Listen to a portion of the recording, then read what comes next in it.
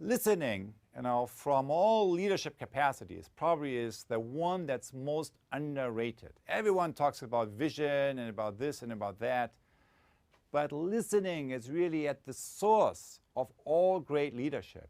Whenever I see leadership failures, and these days we have many occasions to do that, very often at the source of leadership failure is what? It's lack of listening.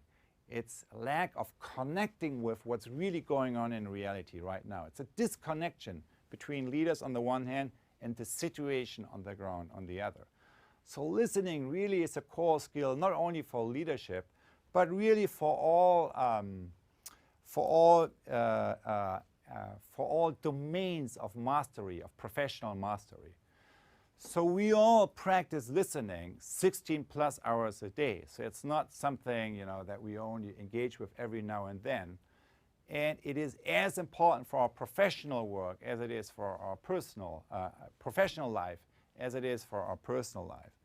So I observed listening for many years, and I came up with a very simple distinction, which is 4 different levels of listening.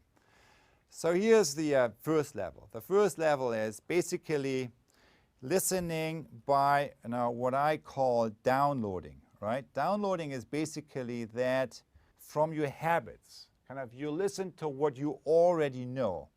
And the result, not that this is a surprise, but the result, of course, in that case is that you reconfirm what you already know. You reconfirm your opinions and judgments. And here's how this first level of listening by downloading works. Let's say this circle here represents the totality of what I know. It's the black circle is the boundary of my organization, of my concept, everything I know. And the red dot is the place from where my listen happens. So when I listen from the center of my own prison, what is it that I recognize? What is it that I'm listening to? I pay attention to what I already know. It's like projecting my own slides on the wall. So I'm in a closed room, all the windows are closed, all the curtains are down, and everything I see is limited to what I am projecting, my own concepts, my own slides, what I am projecting onto the wall.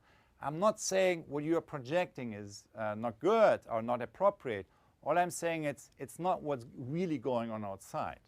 It's a result from your experiences of the past. It's reflecting the past, not the present moment.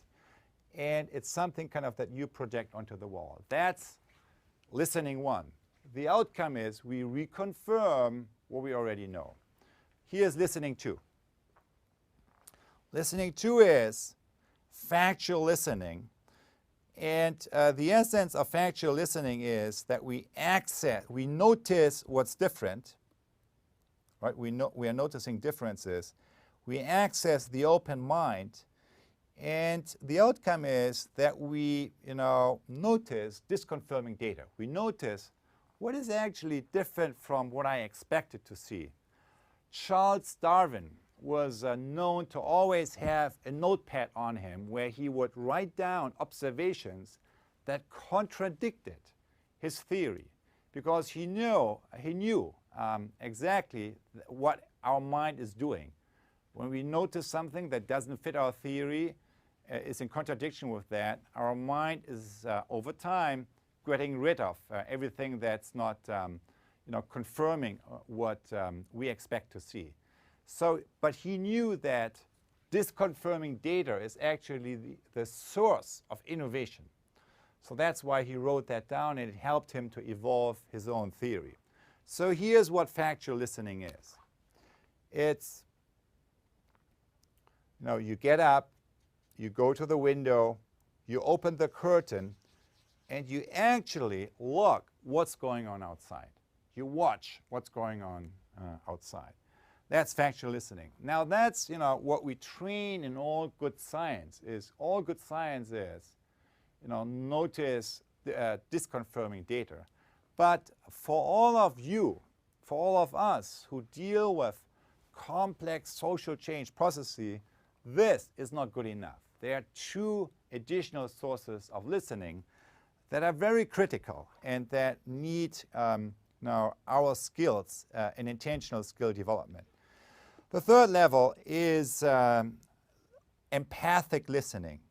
It's listening with an open heart as an organ of perception, which leads to seeing the situation through the eyes of another, and which also leads to to an emotional connection kind of to the other person that's not going away very quickly.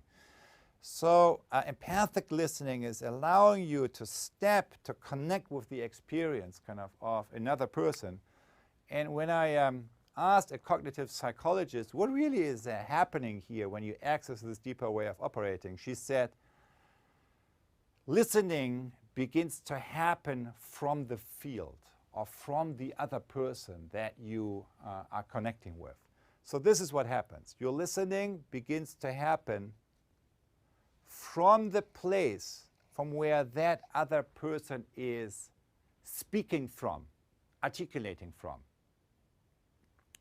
That's listening 3. Now, so far, I haven't said anything new. Kind of all of that is well known. That doesn't mean that we do it, but it's all of that is well known. Here's the one thing that maybe is new, and that has to do with the fourth level of listening, generative listening, which requires us to connect with our open will, that is our capacity to let go and let come, and that leads to connecting with an emerging future possibility that is helping us to connect more fully with our real source of who we are and who we want to be.